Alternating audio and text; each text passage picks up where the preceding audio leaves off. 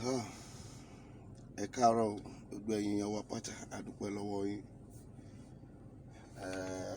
A dúpẹ́ gidigidi gan.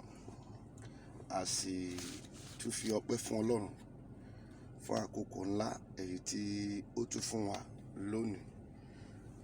Ká tún lè tún bára wa sọ̀rọ̀. A dúpẹ́ lọ́wọ́ àwọn màmá wa, bàbá wa, ẹ̀gbọ́n wa, àbúrò wa tó wà nílùú òyìnbó pátá. Because I always call you innocent. You are innocent citizens. You don't know more.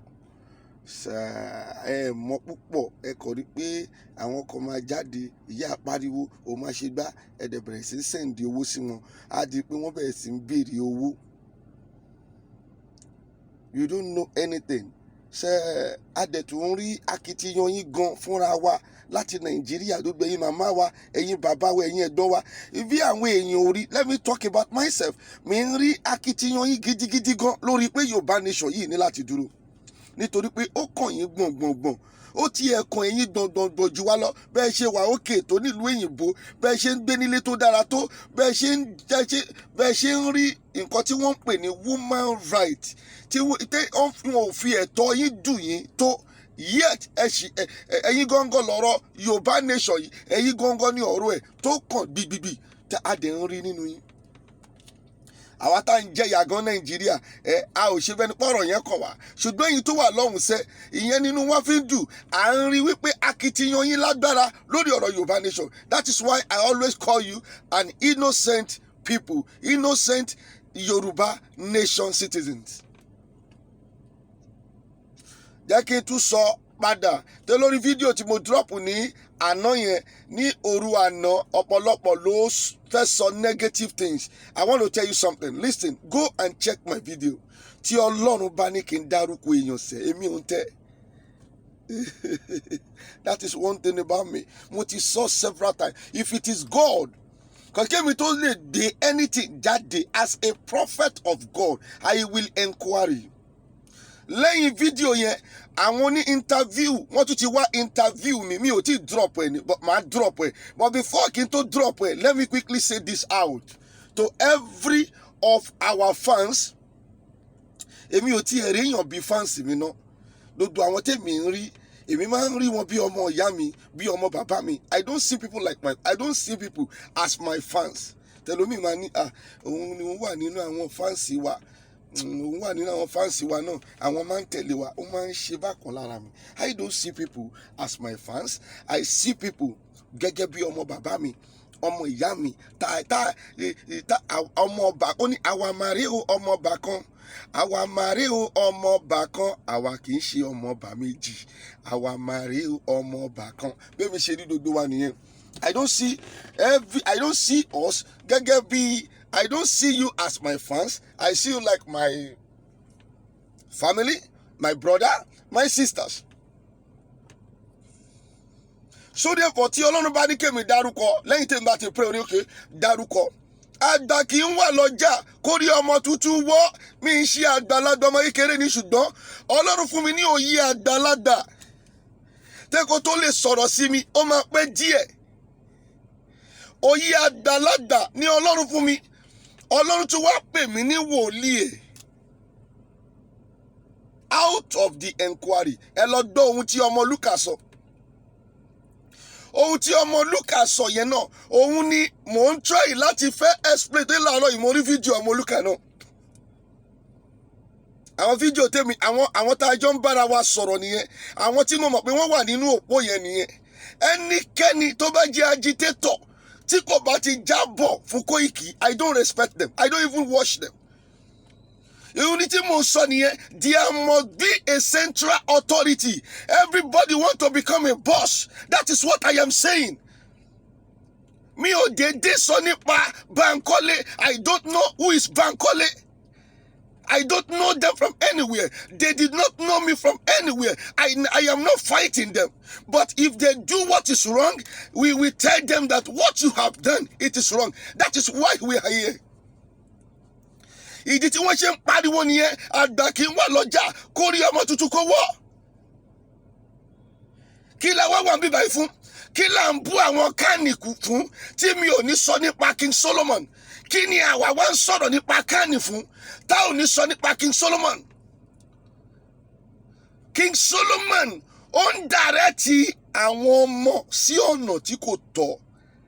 Go and check it very well. Ọ̀nà tí ò tọ́ ló ń dàrẹ́tì wọn sí. If you want to preach about Jesus, preach about Jesus. If you want to preach about Anabi Muhammad sallallahu alaihi wasallam, preach about Anabi Muhammad sallallahu alaihi wasallam. If you want to preach Awo, preach Awo. Stop confusing people. Dodo tí Kani jẹ́ kó dìde lé lórí nìyẹn. Pé kí ló ń sọ yìí? Because Kani wà láti lè organize the body of Christ. Ó ní mo máa ń sọ kò sí nǹkan tí wọ́n ń pè ní body of Christ mọ́ tí kò bá ti sí àwọn tí ó lè jáde láti treat gẹ́gẹ́ bí Khan, láti treat fuck up ọba Solomon lórí pé ó pe rẹ̀ ní ìránṣẹ́ Ọlọ́run. Ó ń sọ nípa okó, ó ń sọ nípa òbò, ó ń sọ ìsọkúsọ. Iṣẹ́ nǹkan tó ń sọ yẹn àwọn ọmọ tá a ti ẹ̀ ń gbé orúkọ Jésù síwájú tí wọn ò tí ì gbà ló ń sọ nípa okó fún, ló ń sọ nípa òbò fún. Àwa dẹ̀ ń sọ jáde. Some people said we don't know what we are saying. Are you insane? Wọ́n mú sọ pé èmi kì í ṣépè fún èèyàn lọ́nà ẹ̀tọ́, because ẹni tó bá wá ń ta korú táwọn sọ yìí, it is means that person is insane. Àwọn tá ń gbé Kristi síwájú ẹ̀, àwọn tá ń gbé ànábì síwájú ẹ̀ lójoojúmọ́, àwọn ọmọ tá ń gbé dodo nǹkan láti lè jẹ́ kí wọ́n mọ̀ pé kò sí nǹkan nínú ayé yìí tí wọn ò tí gbọ́. Ìwọ wá jáde ó pe rẹ̀ ní ìránṣẹ́ Ọlọ́run tó pé chọ́ọ̀chì ẹ̀ Zion ni mò ń rí ní chọ́ọ̀chì ẹ̀. Ó wá bẹ̀rẹ̀ sí sọ ìsọkúsọ, ó sọ oríṣiríṣi lórí YouTube, ó sọ oríṣiríṣi lórí Facebook kiri. Nítorí ẹ̀ ni mo ṣe ń rí. I saw it. It is what I am seeing. Kò sí nǹkan tí wọ́n pè ní body of Christ mọ́. If there is a body of Christ, there must be regulations. Mi sọ fún ẹnikẹ́ni pé mo pé ojoojúmọ́ dẹ̀ ni mo go and check my previous video. Mi ò pé ẹlẹ́ṣẹ̀ ni mi. Go and check my preaching on Sunday. You will see what I am saying.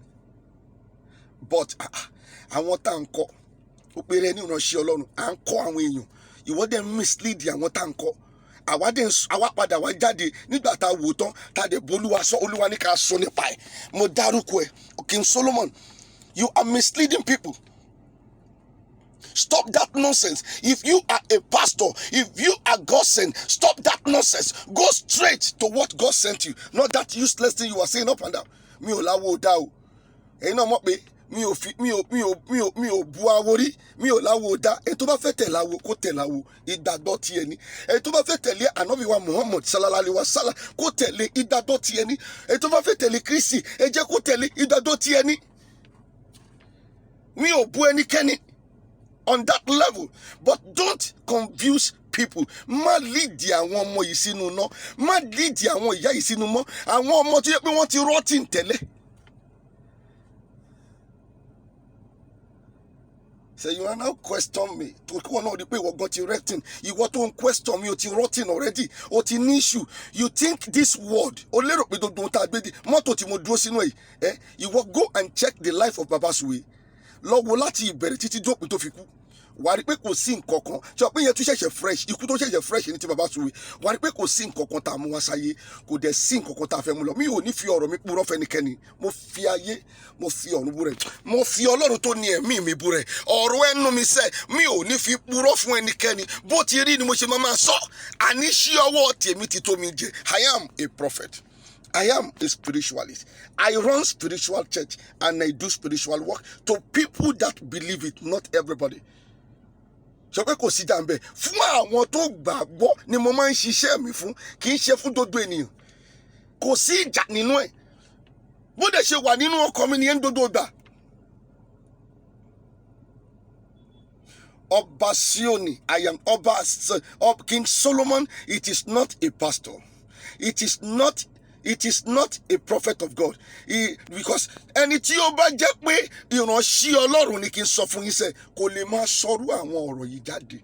So therefore ìránṣẹ́ èṣù ni, èṣù kò plan tiẹ̀ síbì kan ni. Say, I want you to change. I am saying this so that you can change. Mi ò bú ẹ, mi ò ṣe kọ́kọ́, but mo ń sọ kí o lè change.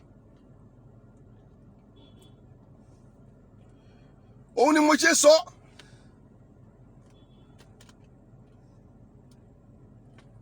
You must change.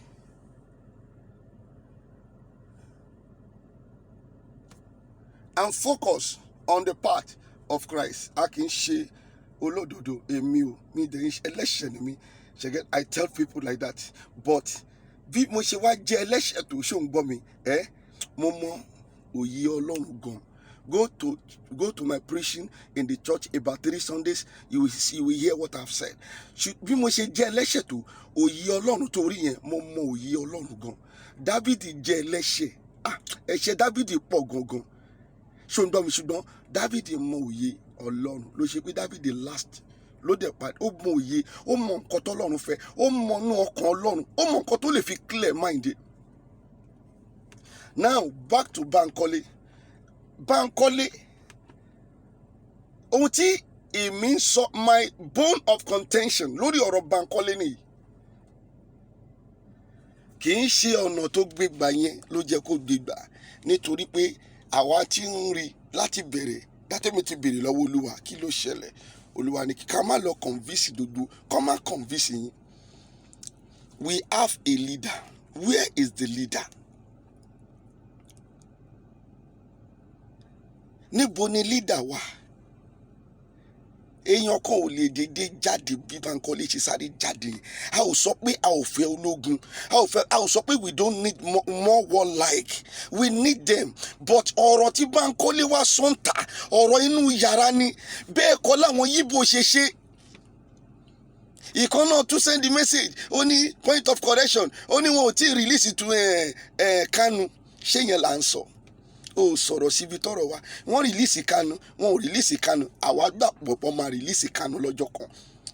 Sunday Igboho máa jáde lọ́jọ́ kan.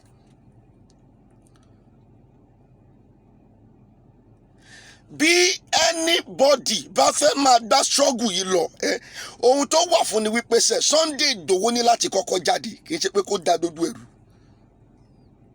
Ohun tá à ń sọ nìyẹn. And at the end of the day, fẹ́ kéèyàn kan jáde just like that, ó jẹ́ kó ti àti ibì kan jáde. Ṣé Koiki ti sọ nípa Bankole? Nǹkan tí mò ń sọ láti bẹ̀rẹ̀ nìyẹn. Ẹni tí a bá ń bá nájà là ń wò, a kì í wárí wọjà. Ṣé Koiki ti sọ nípa Bankole? Ṣé wọ́n ti bá Koiki sọ̀rọ̀? Ṣé wọ́n ti bá wọn tó jẹ́ kí wọ́n bá sọ̀rọ̀? Kó tó jáde, kò wá yẹ fún wọn láti jáde bẹ́ẹ̀. Ọ̀rọ̀ inú ilé ni. Ta máa wá ṣe ni láti wọ́n àwọn ọba ni tí wọn ò change, tí wọ́n wá bọ́ ta lẹ́yìn tó sọ pé Ọọ̀ni of Ifẹ̀ wọ́n máa dórí ẹ̀ sílẹ̀ ni, tó ní Olú Ìwó wọ́n máa dí orí nǹkan tẹ́yìn ọmọ Yorùbá torí ẹ̀ ti dàrú fẹ́ dán nìyẹn. Àwa ò dẹ̀ ní sọmọ, àwa tẹ́rí àwa ò ní sọrú ẹ̀ mọ́ láyé àti láyéláyé. Ẹ̀yin lérò yìí pé ohun tí wọ́n ń sọ yẹn ní the right way. It is not the right way. Àwa ò ní bẹ́nikẹ́ni sọ.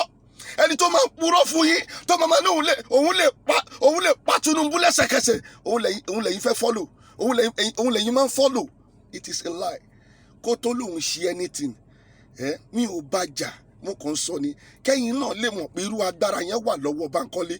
Ẹ jẹ́ kó wọlé. Ó ti di ọjọ́ kẹfà ó di ọjọ́ keje náà láṣìwà yìí. Mo fún ní ọjọ́ méje. Ẹ jẹ́ kó wọlé wá bá mi. Mo ti sọ pé òun kàn máa appear, òun á disappear.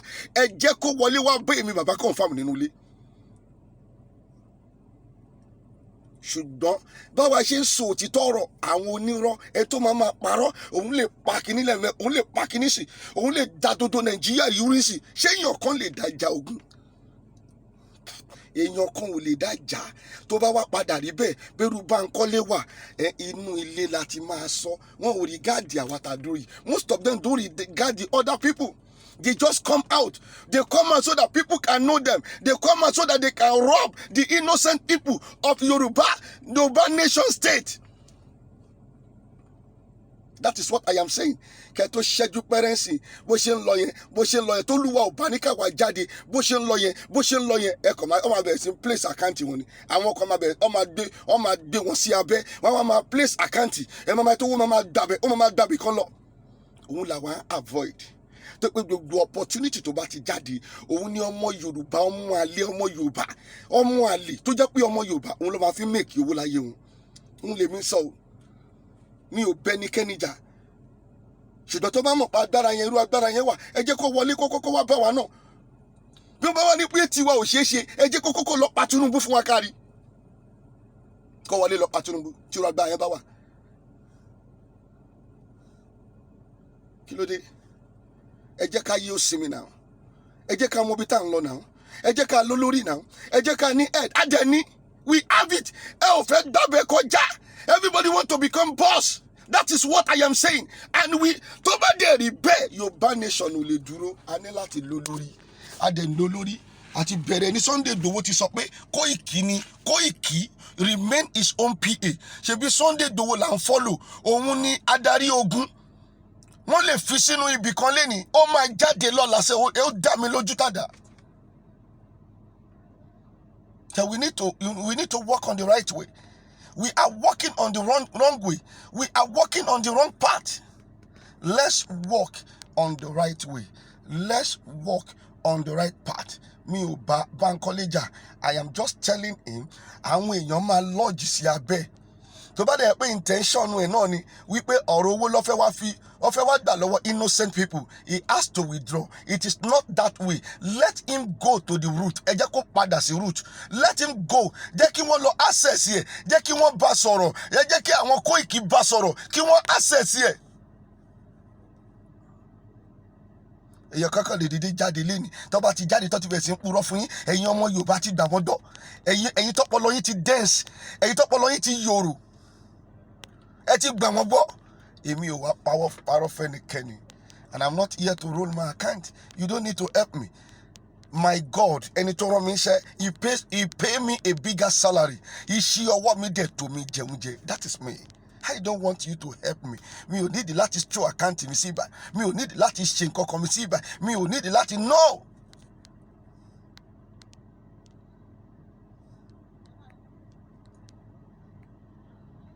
Ṣèkó tó di pé àwọn kan wọ́n máa jókòó sábẹ́ Bankole tẹ́ máa kàn máa gbọ́ pé wọ́n ní ìdí nǹkan báyìí wọ́n ní ìdí gbà ẹ máa bẹ̀rẹ̀ sí ń dáwó. Òun ni Olúwa ti rán àwa jáde ká bá yín sọ. Ohun tó dẹ̀ máa padà ṣẹlẹ̀ nìyẹn. Ohun táwa ń bá Bankole sọ ni pé now àbájá ohun tá a kàn ń sọ fún ni wípé go to the right channel. O nídìí láti wáta wá máa sọ yẹn. Yíbò tó ń pa àwọn tó jẹ́ kó lọ pa kiri wọn ò wáta wá máa sọ. Fúlàní tẹ́ ń sọ nípa èyí èèyàn mélòó ni wọ́n wá sọ nípa àwọn fẹ́ lọ pẹ̀yàn báyìí láàárọ̀ là. No, they will just have done what they have done. Ẹ kò máa wọ́n ní Fúlàní ló wá bẹ̀ ni. Ọ̀lẹ nǹkan tẹ́yìn ọmọ Yorùbá fẹ́ gbọ́ nìyẹn. A máa pa Tinubu a lè pa Ọbásanjọ́ a lè pa kíní tó bá ti dán yẹn báyẹn. Ikú tó ń pọ̀ ọmọ Yorùbá lọ ni pé a ò fẹ́ dájà ìjà wa. A fẹ́ jẹ́ kéèyàn kan lọ kú fún wa. Kò possible. Èèyàn kan ò lè kú fún ọmọ Yorùbá. Èèyàn kan kì í já ogun. Gbogbo wa lájọ máa jà. Ikú tó ń pa Yorùbá ní at the end of the day. Àwọn yẹn máa rọ̀bù yín wá gbowó lọ. Wọ́n bá tí wọ́n lọ. Òtítọ́ làwa máa sọ àwọn òní bá wọn purọ́. Nídìí òtítọ́ làwa. So therefore I know what I am saying. Tọ́lọ́run bá ní kí n dárúkọ èèyàn wípé orúkọ èèyàn méjì ni mò ń tẹnu mọ́ báyìí. Bankole àti King Solomon. Nítorí pé King Solomon ó ń lead àwọn ọmọ Ọlọ́run. Ó ń lead wọn sínú iná. Ó dẹ̀ pé rẹ̀ ní wòlíì. That is why I said there is nothing like can again. No can. They have to look to the case. Irú nǹkan wo ló ń sọ yìí? Ṣé Christian ló pé rẹ̀ ni? Ṣé àbí Muslim àbí kíní? Tó pé ohun táwọn ẹ̀yin wà fún ni pé kí ẹ wo nǹkan téèyàn ń ṣe kẹ́rin pé nǹkan tẹ́ni yìí ń ṣe ìṣó tọ̀nà ṣó wà òkè ṣó ó lè lead àwọn ọmọ Ọlọ́run dé ìjọba Ọlọ́run. Kò sí jàǹbẹ́ kò sọ ọlọ́pàá tẹ́ fẹ́ lọ fi mú wọn ṣùgbọ́n ní láti look into the issue ní abẹ́lẹ̀ ṣùgbọ́n Kani ti sọ iṣẹ́ wọn nù. Ikọ̀ tó ṣe pè ní tó ń pè lólórí nìyẹn. Òun náà là ń sọ nípa ti Bankole. Bankole has to report to the order. Report to the order. Kò dodo tẹ́ ẹ sọ yẹn kọ̀ wá táṣírí yín síta ni. Tó ṣóògùn yẹn àwọn kan ti darí wọ́n ti dá tẹ́pẹ́ dodo ẹ ti dàrú wọ́n ti tú síta. At the end of the day àwọn tẹ́rí yẹn padà lọ gẹ́ẹ̀tì wọn. Wọ́n ti tú síta dodo wọn ni wọ́n kó wọ́n gbé wọn. Ọ̀pọ̀lọpọ̀ ní ìjọba dé. Ó ní mo sọ fún yẹn kì í ṣe pé ìjọba ọmọlé tàwa náà. Ọ̀pọ̀lọpọ̀ ní ìjọba dé. Lórí pé wọ́n bọ́ta wọ́n bẹ̀rẹ̀ sí sọ pé báyìí ni àwọn ṣe jẹ́ àwọn máa ṣe no. We lack of organization. aláàkì organization òun là ń sọ yẹn. We need to come together. Ẹ jẹ́ kí gbogbo wa pera wa jọ ká jókòó papọ̀ ká sọ the next way ta fẹ́ gbà. Kì í ṣe pé èèyàn kọ́kọ́ máa dédé jáde lórí YouTube púù a máa pera àwọn oníkìní kan Sunday Kaduna kìní kan Sunday Ìjẹ̀ṣà. No, it is not the right way. Ọkọ̀ fẹ́ fi gbowó lọ́wọ́ yín ni òun ni mò ń sọ fún yín. Ẹ ṣe gan ni wọ́n kàn share. Let this to educate people. Come out padà lọ false innovative because a lot of money ni àwọn tó wà ní diaspora ni wọ́n ti send sílé tí kò dé yield anything. We know where Yoruba nation is going. Tí kò bá ti sí ogun kò sí Yoruba nation. Ohun tó Olúwa ń sọ fún wa ni. Ẹ ṣé gan ni. God bless you. Orúkọ tèmi lẹ́ǹkan sí ni Babaconfirm JP. Have a wonderful day. God bless you.